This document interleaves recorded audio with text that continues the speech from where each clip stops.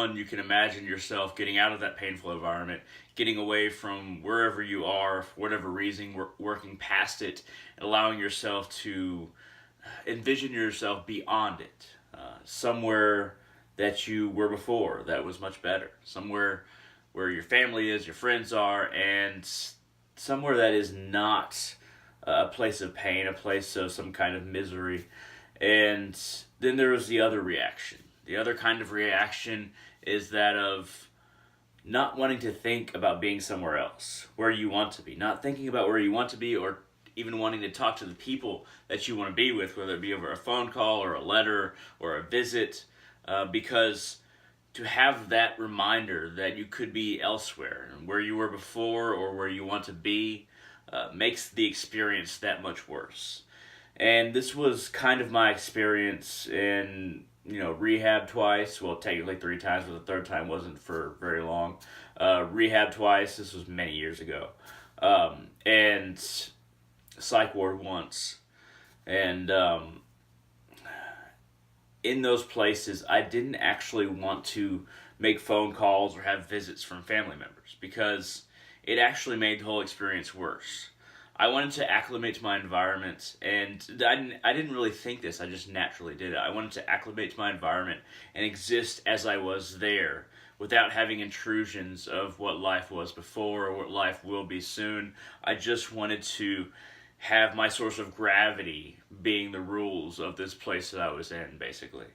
Now, this is kind of the same for both psych ward and rehab, but psych ward's a little bit worse. Both were government run. They weren't high quality rehab or psych ward places, and they certainly weren't the best. But I wrote down a sentence that kind of describes my opinion on existing in places like this, and without imagining what it'll be like when you get out, or how it was before, or where you want to be, or who you want to talk to, or somebody giving you hope from the outside. And for me, that kind of hope was really just would tear my heart apart, and it did tear my heart apart a few times. So I was just like, I didn't want it. I didn't want to call anybody or anything like that.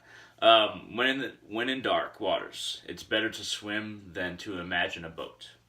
Now, when you're treading water in this ocean of kind of darkness, I guess you could say, it's better to continue to swim than it is to stop doggy paddling and just imagine the boat, because it's not going to come.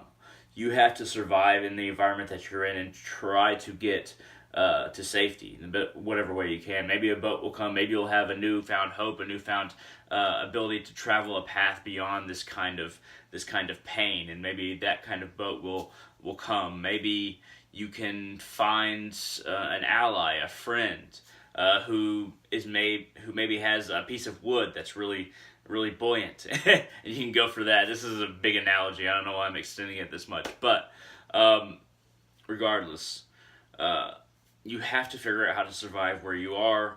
And really the quote that stays true to this is, wherever you go, there you are.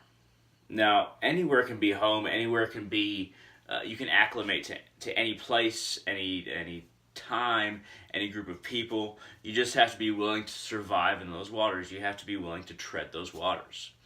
Now,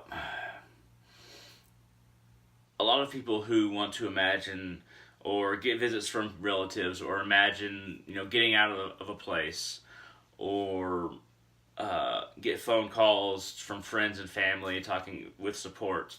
A lot of them don't or aren't really able to acclimate to the environment of looking at what they've done. Whether it comes to psych ward, whether it comes to addiction, it's very hard for a lot of the people who just want to look without to look within and look at who they are and trying to work past these things. The reason I went to the psych ward was I was more of a danger to myself than anybody else, so I didn't go to the higher levels of the building, and the higher levels are the ones where there's people that eat people up there. Like, they keep them in the higher levels, but I was level 1, so I wasn't really a big threat to anybody. I was more of a threat to myself. Not that they didn't have cameras everywhere, even in your room, and like there was a time limit on showers, stuff like that. And there was a lot of of course, crazy people there that you had to watch out for. But all of the worst offenders that would take a bite out of you were in higher levels. But and this was years ago. I'm 26 now. This was when I was 16, 17, somewhere in there. Psych ward and rehab was between 16 and 18, 2 times, and then another kind of smaller amount of time for rehab. But I started to really observe how people react. The people that acclimate to a place, really get to know people and try to be a part of the environment and really engage in discussion when there's these group sessions of how to get past certain things or addressing certain problems that we have. People who really enmesh themselves in that environment are more likely to not only function well in the place, but also work past the problems later on. A lot of the heroin addicts that I talk to, not a lot, I mean there's 2 or 3, and then there's other addicts, of course, and then other people with psychosis. But anyway, other addicts, they just kind of accepted the idea that they would come back, and then they would just kind of imagine how when they get out they're going to do this or that, but they would never really accept their addiction as a problem that they need to address. And that's something that I still have trouble with sometimes with alcohol. I don't consider myself like a full-time alcoholic. That sounds stupid. We can just assume that I'm an alcoholic, but I don't drink as much as I used to. Let's put it that way. And I still hide from that truth. But when you truly look at and truly address yourself, truly address your environment and the kind of life you're living, and you acclimate to it and be able to tread water, that's the first step to actually addressing how you're going to get out of those dark waters. How are you going to go beyond that state that you've accepted that you're in? Don't deny it. Don't have this denial. I've seen denial in so many different forms. Don't have this denial to where you will not look at your surroundings. It's like closing your eyes while trying to tread water in these dark waters, and don't do that. Most of the people who watch this video will not really have this problem where they probably won't go to a psych ward, you probably won't go to rehab, but when you're in these places, there are these 2 reactions where either you acclimate to your environment and survive in there, but also examine, yourself, your experiences, and really try to address your problems, or you just imagine what you're going to do when you get out, or just try to contact family, constantly talk to family members or have visits. And I like to put the second category into 2 subcategories, because if you're the kind of person that gets hope from outside people, that's fine. But a lot of those people just are very much concerned.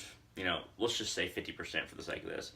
50% of the people who are in the second category of just imagining what they're doing when they get out are more concerned with what they're going to use when they get out, or how they're going to have more freedom. They'll be actually able to go outside without a guard, or they'll actually be able to be in a room that doesn't have a camera in it. And they're imagining this kind of freedom, but they're not imagining what they're going to do with their lives when in that freedom, in essence. But I'll tell you one thing. I went through a lot of these problems very early on in my life. I was young, but before I hit my 20s, I went through all these experiences, and went through all those self-mutilation experiences, addiction, just getting into trouble that I didn't need to get into, and schizophrenia hit really early on because I was using all of these different drugs, even though schizophrenia usually hits in your early 20s, really kicks in anyway, and that schizophrenia is genetic. But it's taught me a lot, and I've had plenty of time to look back on this and have some kind of perspective. So I feel like I know what I'm talking about as I'm talking about these things. Now, I'd like to, as the last thing, I'd like to say that I do have these constant dreams of zombies. I'm always having dreams of zombies, throughout the years since I was 15 years old. And usually I'm always running and the zombies catch and eat me, literally eat me. I have these nightmares a lot. Not every day, a few times a week. But in recent years, these last 2 or 3 years, I've been able to put up a fight in the zombies in my dreams or nightmares and be like, okay, I'm aware this is a nightmare, and I'm aware that I can fight these people. I can fight all the zombies. And even when I can't, even when I get bit and I turn into a zombie, this is the disturbing part. I actually accept this zombification, and then I go out and just be a zombie like everybody else. But this seems very related to society for me. I mean, I'm not the first one to make this connection between zombie dreams and society, but before I would always run from society in a way, run from the zombies, and then I'd get bit and eaten anyway, eaten all up. Now, even if I get bit, I can still function in society, though I'm not necessarily happy about it, but I'm infected, so I'm a zombie. Or I will fight and win. And maybe these two things hint at what I can do with my life now. And I'd love to hear what kind of dreams you have. I'd love to hear your experiences if you have similar experiences in maybe jail, psych ward, rehab.